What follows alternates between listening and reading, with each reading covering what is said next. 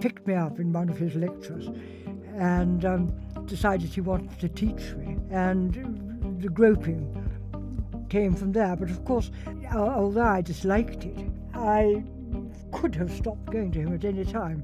But I wanted to go on learning from him. Hello and welcome to Confessions. My name is Giles Fraser. This is the podcast where I'm joined by a distinguished guest in an attempt to find out what it is that makes them tick. I'm going to try and drill down into their core beliefs to understand a little better who they are and what they're on about. Bearing her soul in the stall this week is the distinguished philosopher and ethicist Mary Warnock. First, perhaps, just tell me about the home in which you grew up and the sort of, as it were, what values you might have imbibed from that Yes. from that upbringing. Well, I suppose my father died before I was born, so I never knew him. But my mother came of a Jewish family called Schuster, and they originally came over to Manchester from Frankfurt. They were in the cotton industry, and she. So I grew up as the youngest of a largish family, and there were two. I was myself and a sister 2 years older than me, and then there'd been a boy who died, and there was a big gap. So my family was divided into my brother and two sisters whom we called the big ones. Right. And then there was a gap, and then there was me and my sister, who was 2 years older than me, but we were absolutely as thick as thieves. Right. And remained so until she died. So she and I were completely, we did everything together. And she was much more, it was the most important figure in our lives was our nanny. Who looked after all of the children. Was she had been there fierce? For ages. And Nanny much preferred my sister Stefana, the one near me, to me, and rightly so. I mean, I didn't mind that because I thought she was absolutely right. She was a very well. This sister was a very, very engaging child. She was very talkative, very bright, very funny, and very enterprising. And I tagged along behind her always. And so I think I had an extraordinarily happy childhood. And was your nanny one of those, like, Norland nannies with those sorts of, pretty old-fashioned values? She wasn't a Norland nanny. She was not a trained nanny at all. But she left school when she was 13, I think, or maybe even younger. She lived in a village, and she was just the most marvellous person. You couldn't possibly be bored in her company. She was interested in everything, and she made sure we were interested in everything. And she just kept us going. So this was a joyous family. But you say your mother was Jewish. Did any of that? Was any sort of? She wasn't. She wasn't completely Jewish. She was half Jewish. I see. I don't think any of them. But presumably they were not practicing Jews. They converted to Christianity for purely practical reasons, because at the time in Frankfurt there were very few decent parts of the city where Jews could live. So they became Christians, so they could choose what house they lived in. I see. So it wasn't later on that any of the family were caught up in the Holocaust, or? Oh no, nothing at all like that. So the way you describe it in glowing terms, your childhood. What do you think, in terms of the sort of values that you sort of developed as a child?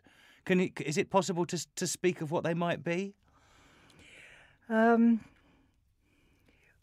Well,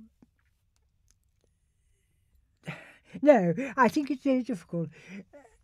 My mother, well, the whole family were tremendously interested in reading. I mean, we were surrounded with books on all sides.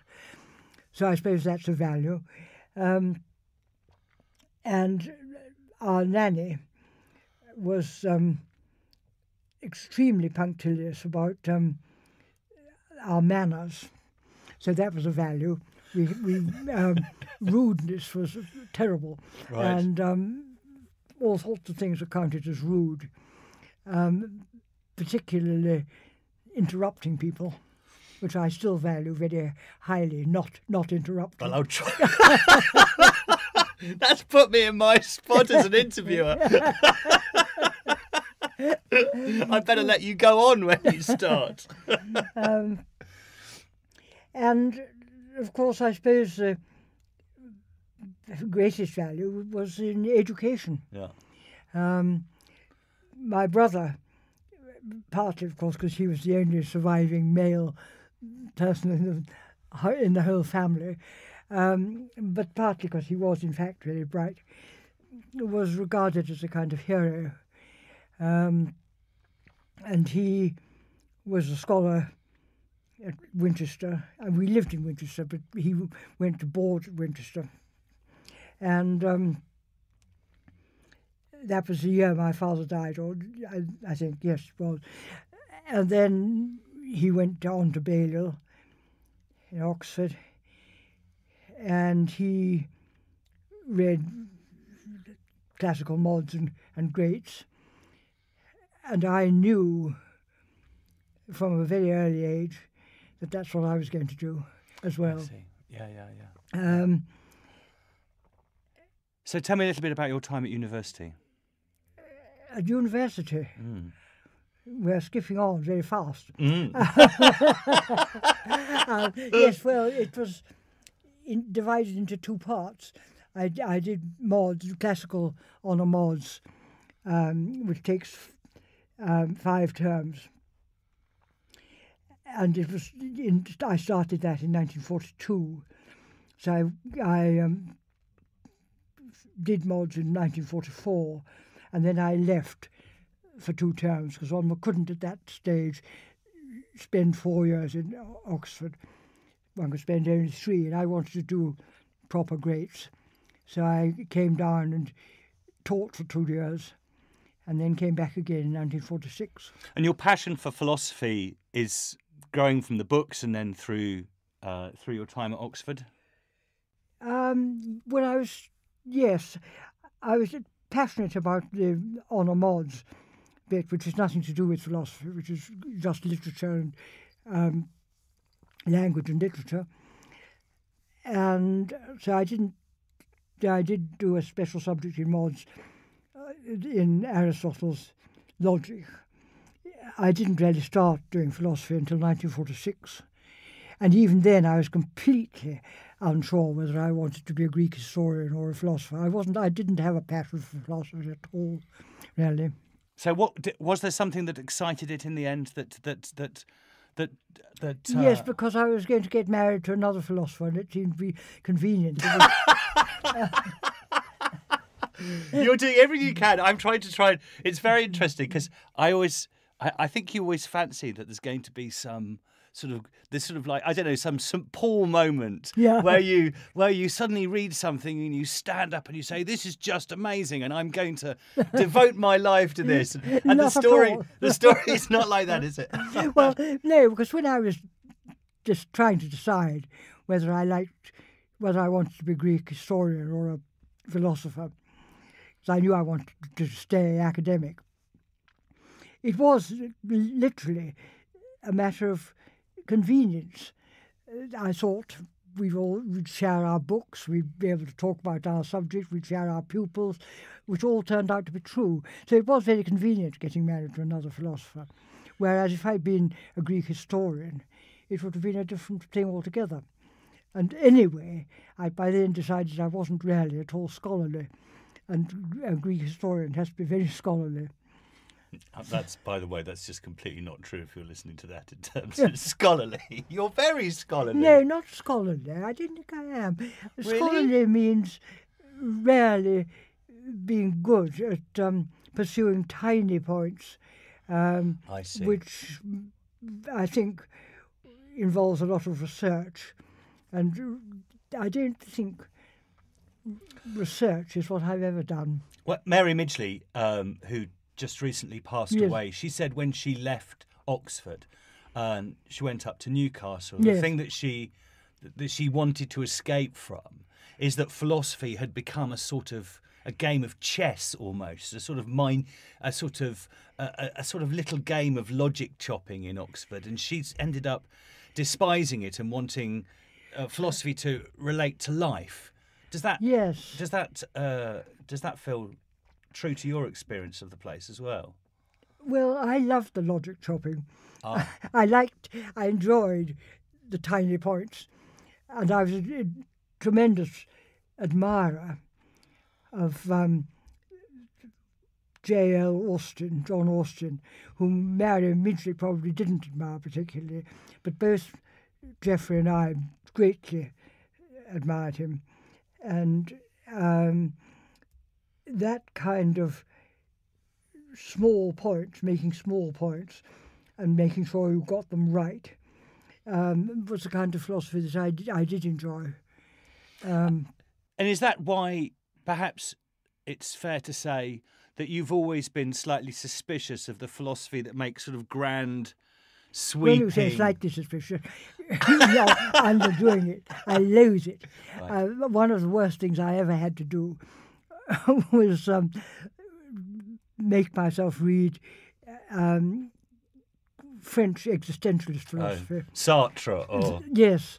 And the reason I had to do that was that the Oxford University Press wanted to bring out a book on moral philosophy since 1900. And they asked Elizabeth Anscombe, Philippa Foot, I don't think they asked Mary Midgley, but Iris Murdoch. They asked all those three people team to write this book. All three of them refused. And so in the end, I was asked to do it because it was generally thought that moral philosophy was pretty tedious and definitely a woman's subject rather than a man's subject. So that's how I came to write the first book I wrote, which was Moral Philosophy since 1900. And I greatly enjoyed writing that book, actually. So what have you just, it's very interesting this, what have you got against the sort of, the big, with people, meta-narrative and all that sort of stuff, the big story philosophy? Well, I don't think I like any subject for which the question of evidence doesn't arise. And so, I mean, I would have been quite a good historian, I think. I believe in evidence. I would have been a reasonable scientist because I believe in evidence. And I think I detest any subject where the question of evidence just doesn't come up at all. And so if you are going to make a huge metaphysical theory of some kind, you've just got to like it or make it sound interesting, but you cannot produce evidence for its truth. So there's quite a lot of philosophy in the history of philosophy that you read through and you're sort of, you just don't have much time for. Kant and, Leibniz and I suppose going all the way back to Plato. The history of philosophy does interest me enormously. And in fact, in Oxford, it seems to me, what we teach under the heading of philosophy is actually the history of philosophy, because what one gets one's pupils to read is Hume and Kant and whoever else. But and I do find that incredibly interesting. And the history of ideas in general is, I think, what I would say was my subject, rather than I've never done any original thinking in my life. I just am interested in the history of ideas. One of the things that I was reading an interview with you by Andrew Brown, who writes for The Guardian, and he described you as a philosophical plumber. And he said, actually, that you were a philosophical plumber to the establishment. Which I see what he means. I sort of, it was a tidy line. Yes, they there is call me in when they need. Yes, but the plumbing's, there is a sort of idea of a sort of philosophy which is there to unblock the plumbing. Yes, or mend the leaks. Yes, that's right. And that's the sort of philosophy that you Yeah, I think it's the most done. wonderful description. Yes, I accept it. I take it on. But you've been very useful in terms of, I mean, that's that sort of philosophy where evidence-based and concerned with sort of a particular sort of remit, I guess. Yes, has been why you've been able to take that particular philosophical approach into education and biology and all the other things that you're interested in. And the other person who I think is famous for doing that was actually briefly a pupil of mine, though she wasn't in my college, and that's Honora O'Neill. Yes. And she's another plumber of the same kind. That's exactly right. Yeah. Would your nanny have just called it clever common sense? Yes. You Yes. see, that's very interesting. Or just common sense. Or just common sense. So, what have you? What in terms of your career? What have been your proudest achievements? Do you think? Well, the only things I've ever said to myself, "Gosh, I did that really," about is the work on IVF and that legislation. That I think I do feel that I did contribute to that, and I think that it was quite well done in the sense that the legislation has stuck really.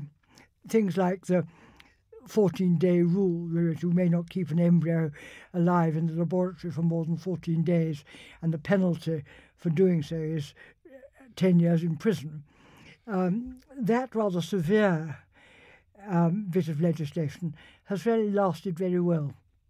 And I know people are now thinking they'd like to extend it, but I hope they won't, actually.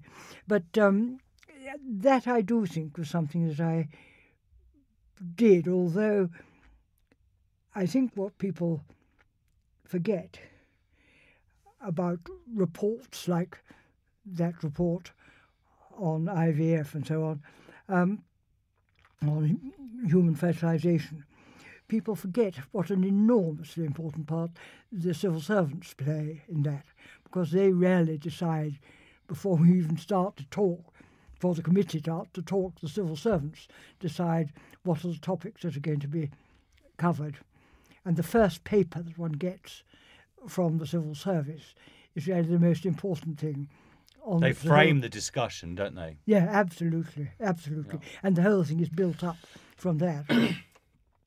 You're someone who hasn't been afraid to take your philosophical training into new areas, into areas that are contested, into areas that I suppose where scientific progress has raised all sorts of new questions and so forth.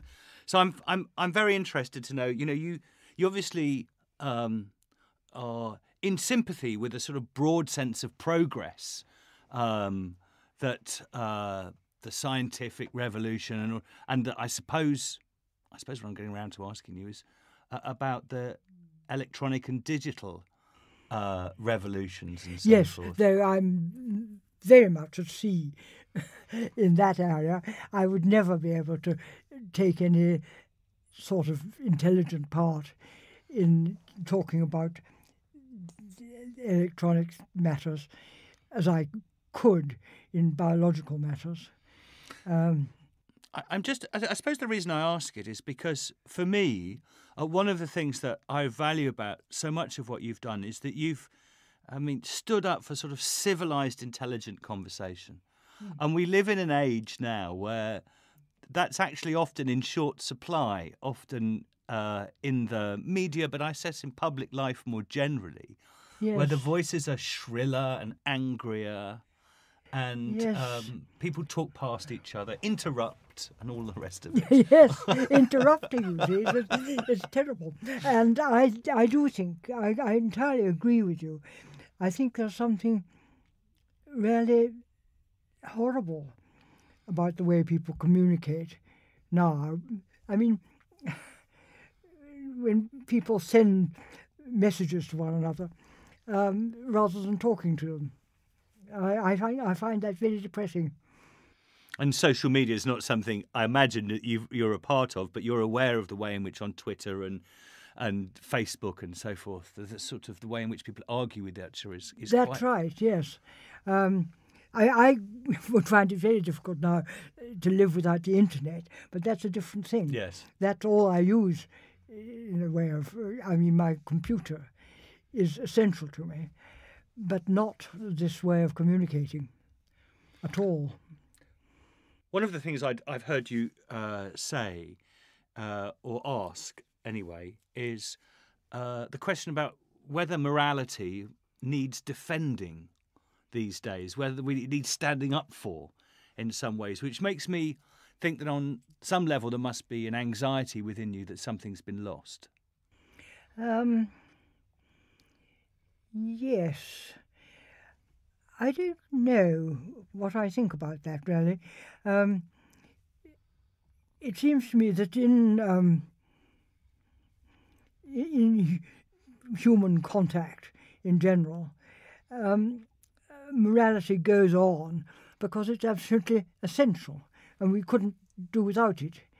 We couldn't do without being able to trust people to, on the whole, tell the truth usually, on the whole, want to do good or not to do harm.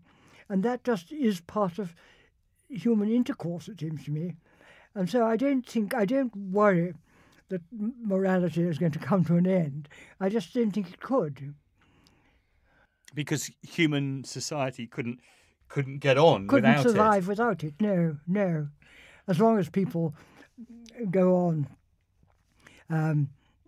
talking to one another and living in the same area as one another and interacting with one another, then I think there's no possibility that there'd be no morality. But there's a sort of, I suppose that's why I was talking about intelligent, civilized speech, is that in a world without people talking to each other, as you just described, or when speech itself is corrupted with anger and division and divisiveness, then that part of a sense that we share something in common that's terribly important seems to sort of break down.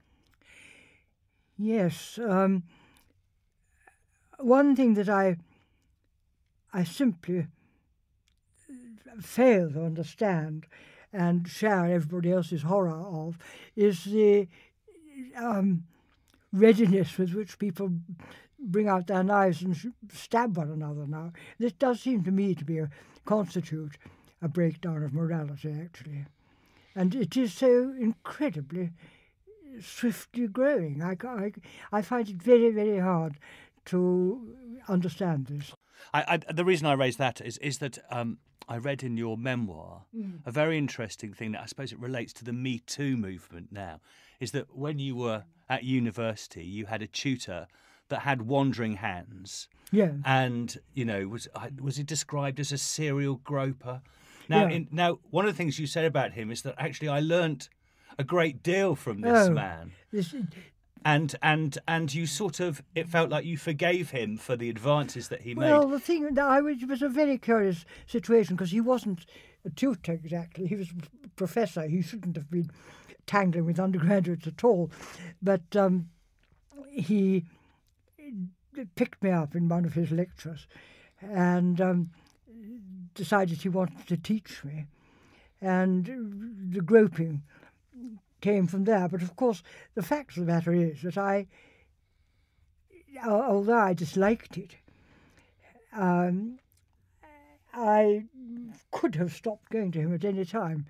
As I say, he wasn't a tutor of mine or anything. I could just have not come, but I wanted to go on learning from him. And I did. I learned far more from him than I did from anybody else at all. But I can't quite think how we got onto this.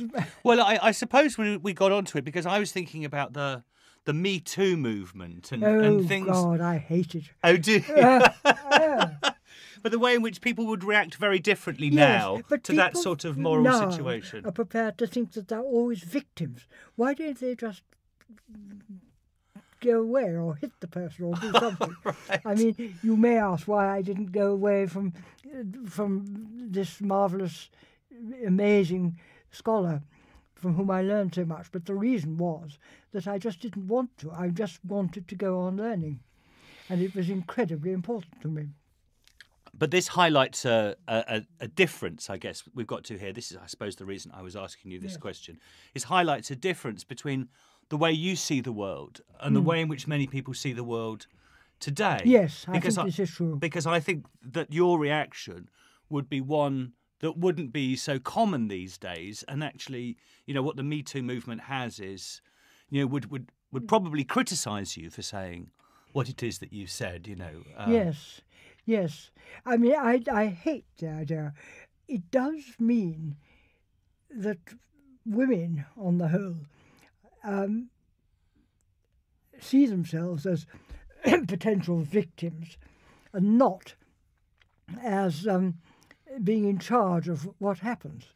But why not? There's no one, it seems to me, who can not object to someone who paws them around or does whatever the Me Too people say they do. Why don't they just either go away or tell them to stop? Yes. I mean, there were some people who said that they've been raped, which is obviously an entirely different matter. Yeah.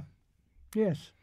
But I suppose I was using that to illustrate something about the way in which our moral values have sort of moved away from the sorts of things that you might think of as central.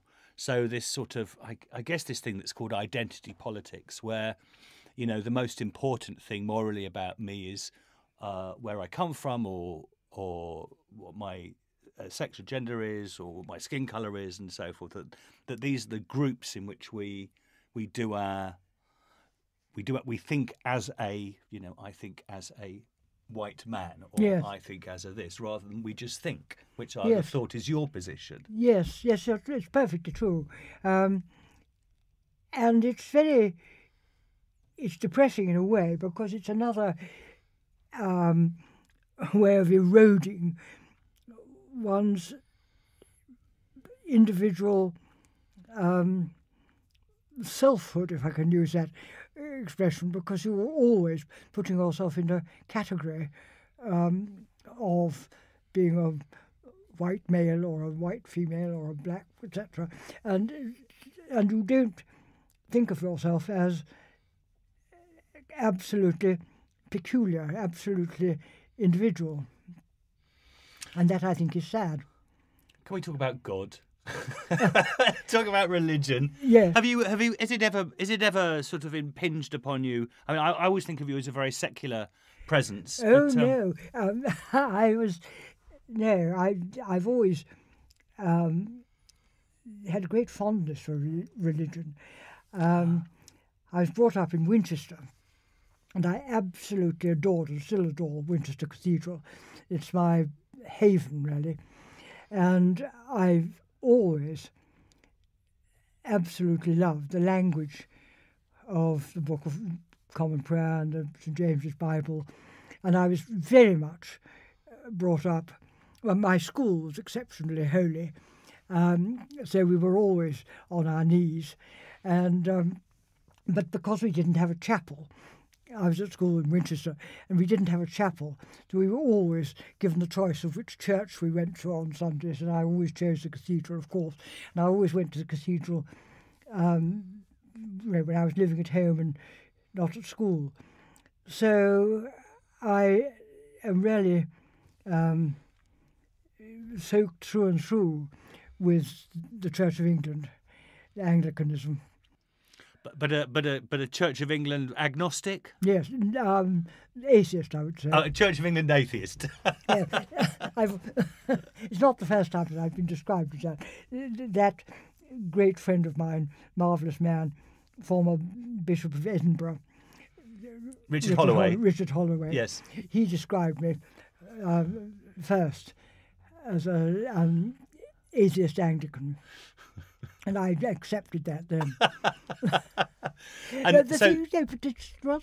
I find the question of God, in particular, very interesting, because obviously one of the things I'm absolutely fascinated by is the changeover from Judaism to Christianity. Accepting that Jesus was a Jew and thought of himself as a Jew. And was crucified as a Jew. What was the process by which Christianity became a religion separate from Judaism? I'm writing about that now, actually. I'm writing exactly on that subject right now. I find this the most interesting question in I the think world. the answer's St. Paul, really. So yes, this I think is probably true. So it's when the Jewish Jesus followers, which were the first, Jesus was a Jew, as you say. There were some Gentile Jesus followers, yes, and then Paul has to say, well, what should these people be circumcised, or can they? Yes, that's right. What should they follow the rules of diet? Follow the law. Yeah. And so, in the end, it's decided that there can be a sort of two-track thing, which was, Jewish Jesus followers and Gentile Jesus followers, and it just so happens, I think, that Gentile Jesus followers flourish in a Roman world that doesn't like Jews very much, and Jewish Jesus followers are, in fact, eventually attacked from both the synagogue and the church and have nowhere to go. So, but it's an extraordinary thing that that a Jewish sort of heresy, as it were, turns into something called Christianity. Yes, there's one passage in, I always forget whether it's the first or the second epistle of St. John, I think it's the first, where he says that do follow the law, but don't forget that following the law is no good unless you love one another. No. You know exactly the passage I mean. I do, but because it ends up, for God is love. And that seems to me the most significant thing.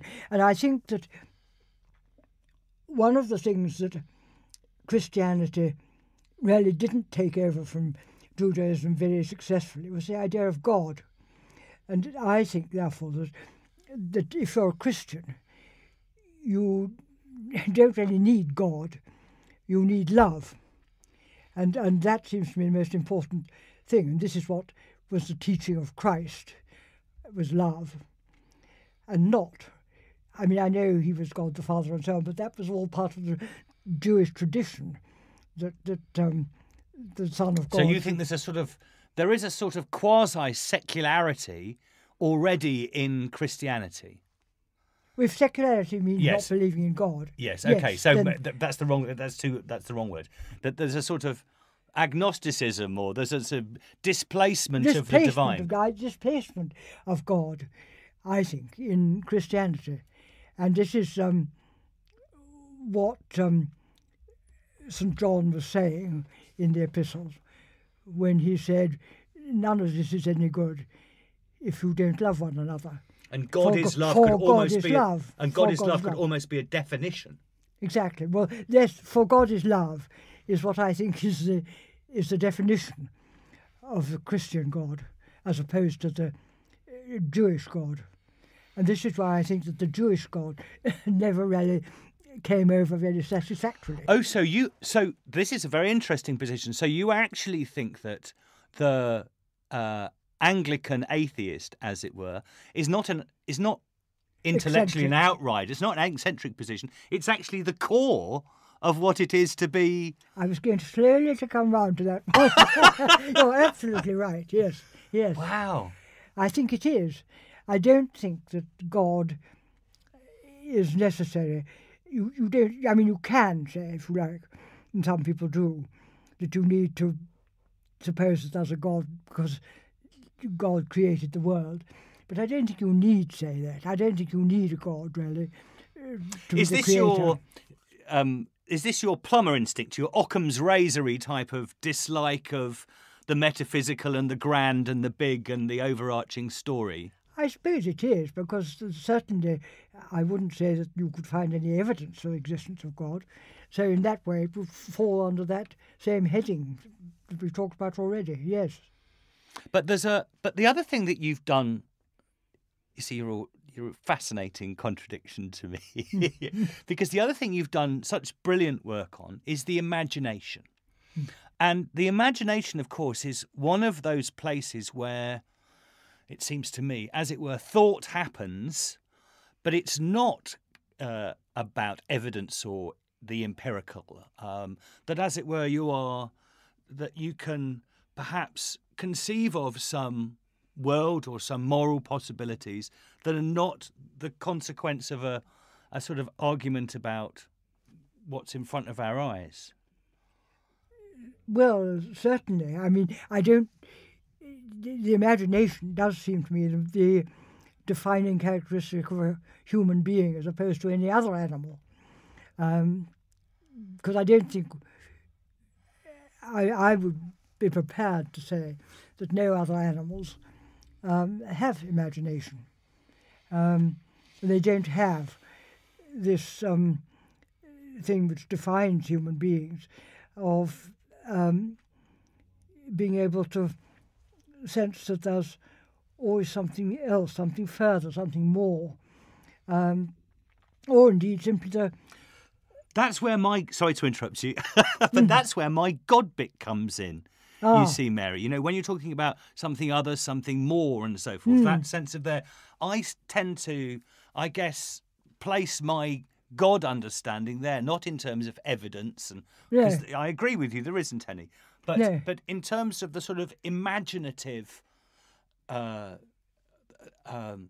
has sort of such profound imaginative power, yes, that it ends up winning me over. Yes, I see. I do see. But I think I've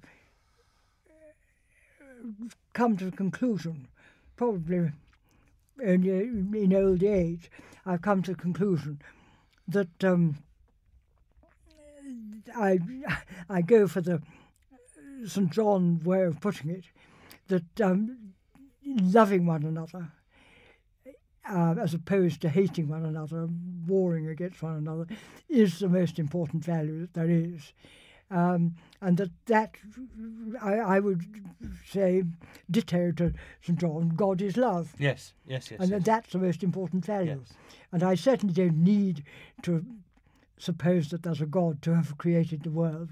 Because I'm perfectly happy to think that that all happens by chance.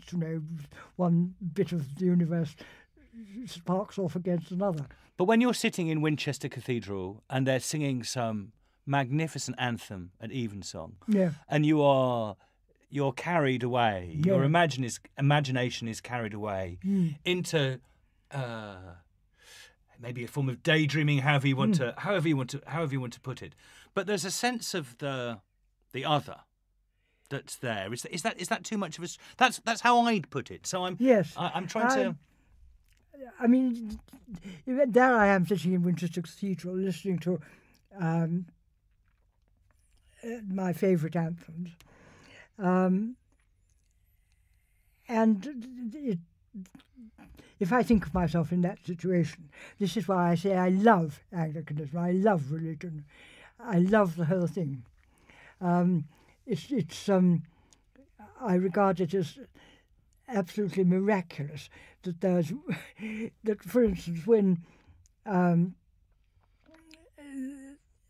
those wonderful composers could turn their hand to writing anthems in English or writing anthems in Latin, they had this time when they had to turn their hand to one or the other, but they did it all. It was marvellous. So I'm very, very much taken up with. Do you say the prayers, Mary, when you're there? Do I? Do you say the prayers? I mean, of course I say the prayers. Yes, yes. I mean, you're not one of those who sort of sits on your hand and you're silent and you're protesting about. No, I remember when Geoffrey, my husband, became principal of Harvard College, Oxford, and that entails going to chapel every Sunday. He was in two minds about. He was a complete anti-religious atheist, and he was in two minds about whether he should say the prayers or whether he should button up his lips and not say them. So he consulted Isaiah Berlin about what he should do, and Isaiah said to him, "Well, what I do is say to myself, our religion teaches, and then go on." Right. Well, I was chaplain of Wadham for a while. Oh, were you? Yes, and the person who was head of house was a passionate, convinced atheist. His father had a sort of I think there were altars to truth and beauty and all that sort of stuff. One of those sorts of convinced, and he was the most committed supporter of chapel. Very good, very good. So, I guess the God thing is what I wanted to end up talking to you about. And you've said that. Do you were saying to George that that's something you've been thinking about more and more, wanting to get your thoughts in order about? That's right. Yes, it's true. I've written a long piece which sets out this theory about how God didn't come over very well from Judaism to Christianity, which I sent to a very favourite niece of mine who's a canon of Gloucester Cathedral for her to read, and I hoped that she would comment on it, but she didn't. She just thanked me for it, and that was all. So I feel rather sad. I shall see her soon to question her about it. You see, I completely disagree with you about that. Yes. I think that I don't think there's all that much new about the New Testament. So I have a different view about that. Yeah. I think the New Testament is thoroughly imbued with. The New Testament is thoroughly imbued with the Jewish God completely, and that that theme of love, which is actually there within the Hebrew Scriptures as well. It's not a term that philosophers tend to. I mean, it's a term that you've said is rather important. It's not a word that philosophers have. Iris Murdoch was perhaps an exception to this. Yeah. But there aren't many that have loved the word love very much. No, because it's so religious. Is that what it is? Yeah, I think so, yes. I mean, it's completely connected with religion. And unless you're a philosopher of religion, you're not interested in religion if you're a philosopher. So in saying love is central to you, you're actually admitting that's the wrong word, but there's an acknowledgement of I guess that Winchester Cathedral sort of stuff right. that's come in and shaped. Yes. I would certainly say that my mother's position was very curious about religion because she thought it important to go to church, and I think she went to church pretty well every Sunday of her life, either to the cathedral or to our little local village church, which was scarcely bigger than this studio, and a very lovely old church. And she took us to church when we were quite small, And I think our nanny was, I think, not religious at all, but what she knew backwards was the Book of Common Prayer, in terms of she herself was brought up on very much. So the whole language of the endangered Bible and the Book of Common Prayer went right through our childhood. It was very important. Do you think? Now, I've heard you talk about one of. It's terribly important not to confuse religion and ethics, as if all doing good grows out of religion, and that's just a serious and important. It's a dangerous mistake to think that being good grows out. And I agree with you completely about that. But nonetheless, do you think that the fact that we're losing our religion in the West anyway has any sort of moral consequence for us? Well, it's very difficult for me to answer that, because I increasingly believe that the point of Christianity is the concept of love, which you don't agree with, but I agree with. I think it's central, by the way. So. Yeah. Well, anyway, if that's my position, then it ought to be the case that losing Christianity would mean losing this concept of loving one another. And it may be so. It may be so. I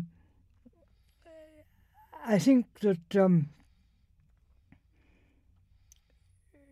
it would be quite impossible to prove that the sort of epidemic of stabbing one another is anything to do with losing Christianity. You couldn't prove it, but it may be that it is connected. Funnily enough, I was thinking about the stabbing. I'm the vicar of the Elephant and Castle in South London. Yeah. So, and I'm surrounded by, all these stabbings that have happened. They're all there. And there's gangs where all yes, around where I am. That's right. And I'm just trying to think to myself about, there was a strong sense of community in these places that the church was an important part of. It wasn't just the church, but that community seems to have disappeared, and gangs are this sort of strange gangs artificial. Have taken their place. But if there used to be a sense of community, is it just the age of the people in the gangs that is different from the sense of community? Is it that, or why aren't gangs a good thing? I see. Yes. Well, I think they're a perversion of a good thing, actually.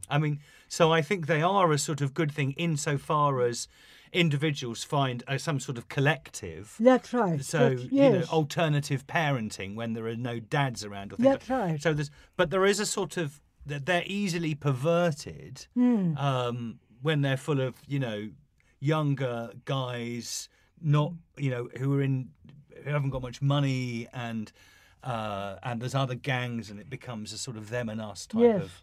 Yes. It is the gang culture is really dominant in London, isn't it? It is. And probably in other places as well. Yes, it is. Yes, it's horrible. It's horrible. And I've enjoyed talking to you very much. Thank you very much. And I've enjoyed talking to you about religion. And you surprised me. None of that I expected. I didn't expect to hear you say anything like that. Really? No, I didn't expect any of that. But that was very good to hear and very interesting. And I look forward to reading your stuff about love. Hope you get it published. I don't think I shall publish it. It's the wrong length for one thing. It's the length of an article in the New York Review of Books. Yeah, well, and I think anybody from the New York Review of Books listening to this should get on to Mary Warnock and get that published, because we want to see it. Well, that was a joy to sit and talk to you. Thank you very much indeed, Mary Warnock. Wonderful. Thank you. Thank you for listening to this episode of Confessions with me, Giles Fraser. If you're enjoying the podcast, please do rate and review it, and do subscribe wherever you get your podcasts. I'll be joined by another guest next week for another episode of Soul Bearing, and I do hope you'll tune in then. And do check out the website unheard.com.